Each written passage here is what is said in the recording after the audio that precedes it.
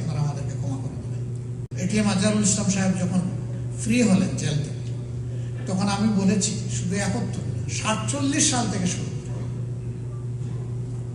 জামাতে ইসলামীর দ্বারা কেউ যদি কোনো কষ্ট পান, কারো যদি কোনো ক্ষতি হয়ে থাকে, আমি সব ব্যক্তি এবং সংগঠনের পক্ষে নিঃশর্তে আমি আপনাদের কাছে ক্ষমা চাই, আপনারা আমাদেরকে ক্ষমা করে দেবেন। আজকের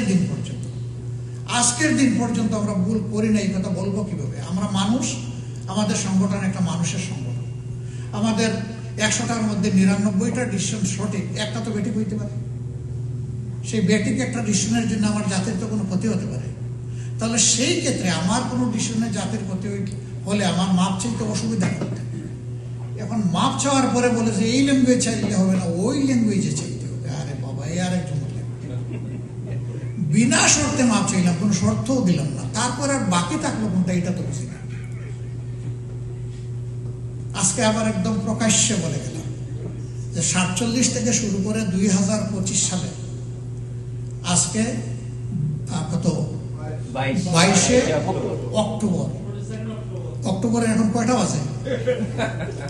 এই যে এখানকার টাইম 8:11। এই পর্যন্ত আমাদের দ্বারা যে যেখানে যত কষ্ট পেয়েছেন, আমরা বিনা শর্তে যারা কষ্ট পেয়েছেন তাদের কাছে মাপ চাই। এটা গোটা জাতি হইলেও চাই, ব্যক্তি হইলেও চাই, কোনো অসুবিধা নেই। আমি এই কথা জীবনে বলি নাই, আমার কোনো সহকর্মী বলেন নাই, আমাদের সিনিয়র যারা ছিলেন তারা বলেন নাই যে আমরা সকল ভুলের ঊর্ধ্বে। কোনো দল যদি দাবি করে সকল ভুলের ঊর্ধ্বে, অবশ্যই জাতি এটা মানবে।